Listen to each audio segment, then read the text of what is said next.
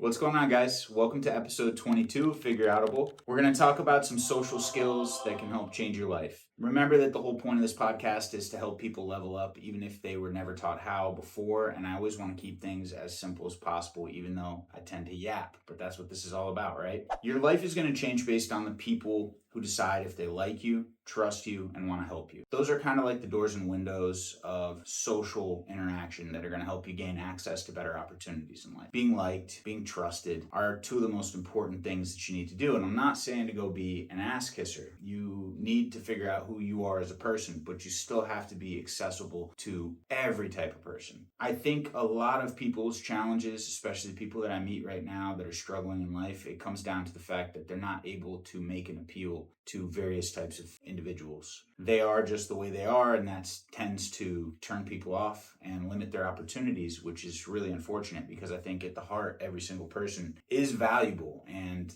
should be able to earn a spot that gives them some comfort in life. But because we're taught to be ourselves and that's just the way that we are, it closes a lot of open doors and windows and it shuts people off. There's three really important skills that I want to talk to you about today. Number one is reading the room. Number two is being confident without being arrogant. And three is recognizing the people who can change your life. I'm going to say that last one again. I want you to be able to recognize the people who can change your life. In my life, those people have been entrepreneurs, they've been mentors, they've been aggressive, they've been diplomatic, they've been people who have certain things in their personality that I admire and I want for myself. I am the biggest thief imaginable. If I see you doing something well, I'm going to try and replicate it. I don't care if it comes off disingenuous or if my delivery on it because it's new is terrible. I'm learning and I'm going to continue to learn until it's smooth as butter. And then it becomes a part of who I am and I can still be myself and gain access to more types of personalities out there. So important that you guys find mentors in your life. For me, my mentors started off with audiobooks and YouTube videos. And quite frankly, if my videos are helping just one person, it makes this whole thing worth it for me because that's what I want to be for people. Most of you guys don't have a close circle of awesome people in your life. And that's a shame. The beautiful thing about social media, YouTube, whatever you might call it, is it gives you access to amazing people or just the amazing sides that they want you to see because we're all deeply flawed people in our own unique way. It's not fair to those mentors for you to try and think everything about them is perfect. Sometimes it's your job to figure out what you like and focus on those things, but not absorb everything about a person's personality. I'm a person that's going to take the message from anybody. So whether or not they're popular or unpopular, I'm willing to see the value in the message, even if the messenger is broken. Most people don't have the ability to differentiate. You're going to go all or nothing. Either you love the person, they can do no wrong, or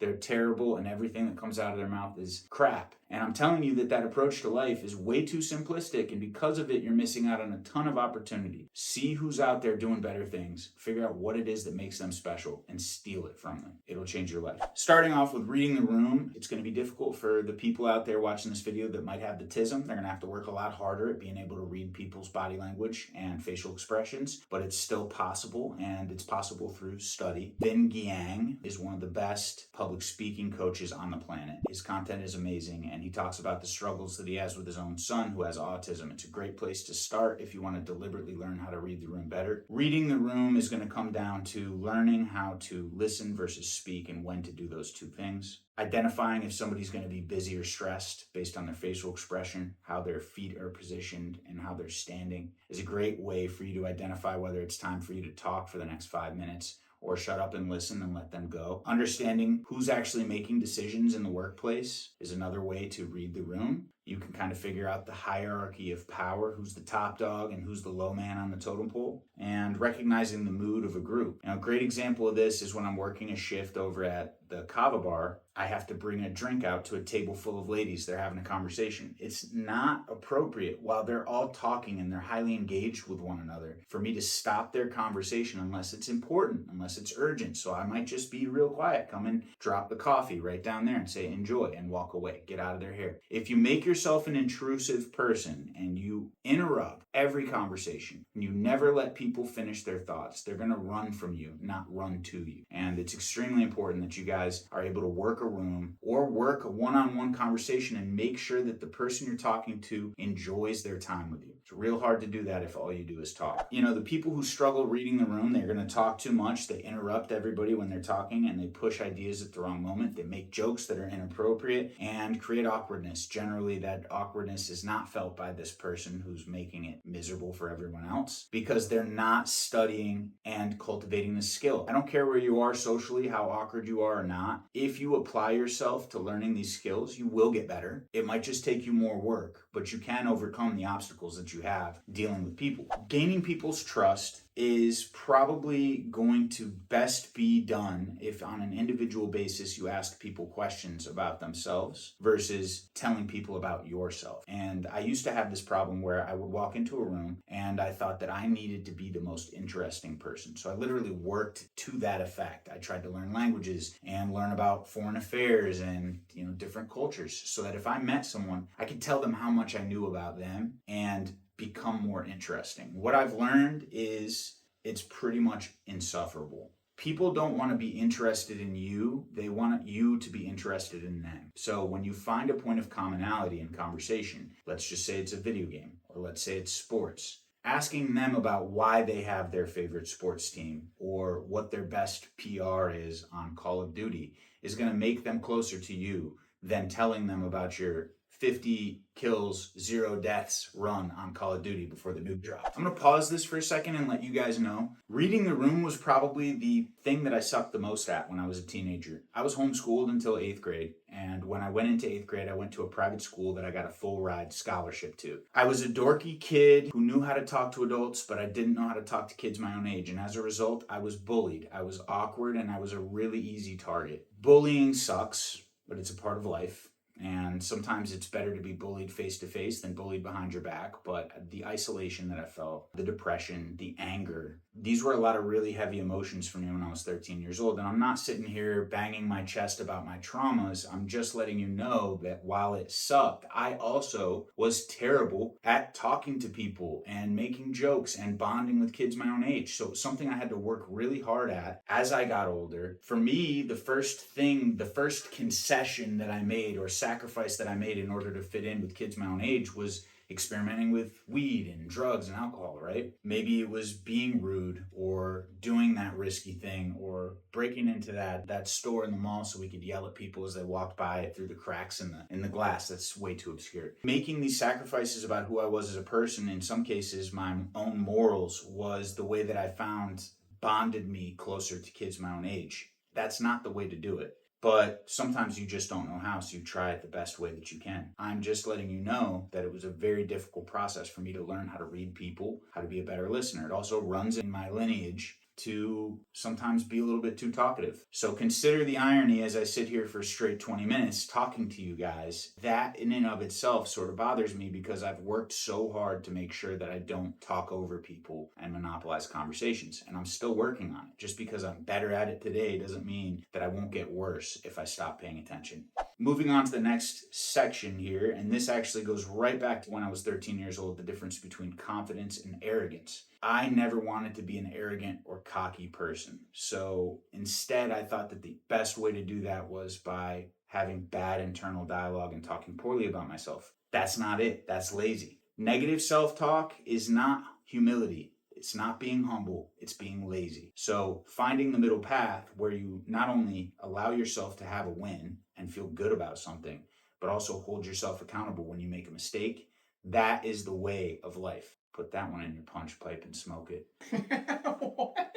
One of my former bosses, he used to say that confidence was walking into a room and not caring what other people think. And arrogance is walking into a room and thinking you're better than everybody. And we all struggle with this. Even the people that talk poorly to themselves or have that negative self-talk that I talk so much about, they're oftentimes having these moments of superiority where they think they're better than everybody else, but worse in the same token. Your goalpost here is to just appreciate yourself and know that you're capable of more, and that's really the only thing that matters. People are going to dislike you and they're going to like you. No matter how hard you try or how good you get at reading the room, there's going to be some people who think you're insufferable. Confidence can be best cultivated by getting comfortable with the idea that there's silence, generating curiosity about other people, not feeling like you you have to prove anything or one up someone in order to bond with them, and admitting when you make a mistake. The one-upmanship that happens all the time usually comes from the best places. You think that when that person is telling you about their ski trip, that by sharing the amazing story in your ski trip, you're getting closer to that person, but you might just be making them feel small. I have 2 dogs that I love very much. When someone else tells me about their dogs, I try my best not to tell them how amazing my dogs are. This is about them, not me. And that's how most conversations should be. All you're doing is you're buying a ticket to access who is a good friend to you and who is not. You make everybody like you, right? And then you get to find out who are the people that are there for you during a dark time, because not every one of those people who likes you will be there. Try to get yourself as many tickets as possible. Your circle's never going to be huge. You're never going to have 50 close friends. It's not how humans work. You're going to have 500 acquaintances, and you might have 5 close friends who are there for you in a time of need. And that's what it's really all about. But in order for them to be there for you, are you there for them? People are going to perceive you as arrogant if you talk about yourself constantly. And it could be coming from the best place possible, but not shutting up and letting the other person share their story is the quickest way to turn somebody off about you.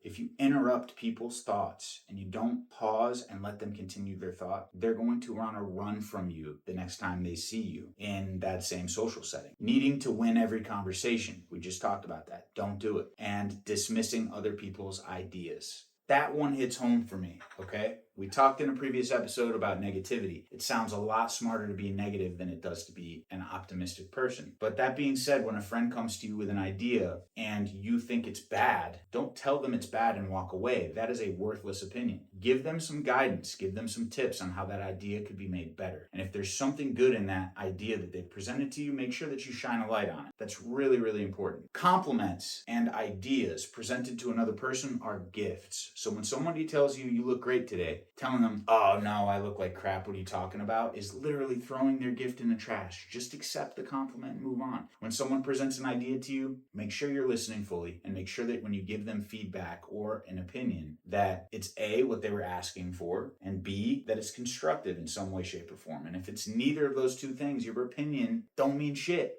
We're going to give you some mantras to think about true confidence. I know what I'm capable of. I accept me, and whether or not they do is none of my business. I know I can figure this out. That's confidence. Arrogance is, I want everyone to know what I'm capable of. It's like walking around with your resume taped to your shirt. You do not need to remind everybody of your capabilities. And as we've said many times before, the loudest voice in the room is often the most insecure. I would much rather love who I am as a person and accept myself than be somebody that's constantly trying to size myself up against other people. And I notice it a lot because as I've started lifting weights and gotten a little bit bigger, sometimes I'll meet a dude who's like trying to stand on his tiptoes just so he can feel a little bit taller than me. It's the weirdest dynamic, but you can't change certain things about yourself, but you can change who you are in your own heart. And you can make sure that you're out there trying to build the best possible relationships with as many people as possible, just so you can gain access to finding a true friend in this world. You only get to have a true friend by being ready to be a true friend, even if that's not the one.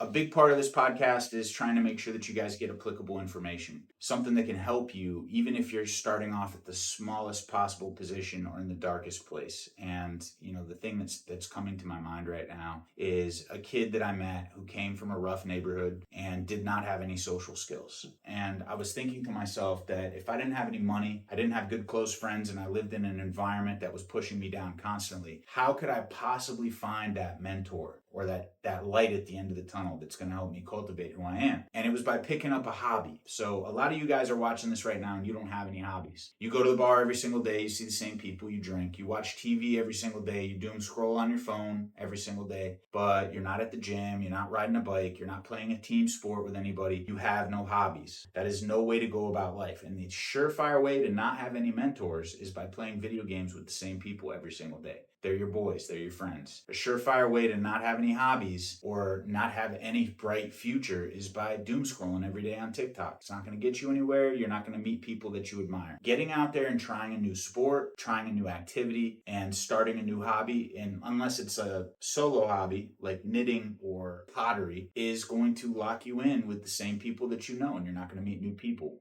Like I said before, you could have a mentor that is a boss, a friend, somebody you work with on a project. You don't get to have any of those people in your life if you're not doing anything with your life. I really think the most important thing for you guys is to get out there and meet some new people. And when you find that person that you just can't get away from, that you're drawn to, male or female, does not matter. Figure out why you're so drawn to that person. Is it their personality? Is it their smile? Is it how they perform a task? Those are the things that you chase after, and that becomes mentorship in a small way. On the flip side of that, picking up books, listening to audiobooks, and watching YouTube videos is a great way to gain mentorship from people you may never meet, but have the things that you desperately want in your own life. Finding people in your life that can change your life, you need to stand out. And you're gonna stand out if you bring a couple of things to the table. 1 is reliability, 2 is humility, 3 is competence, and 4 is positive energy. And that last one, positive energy, should be at the top of the list, because when I meet someone who's negative, low and slow,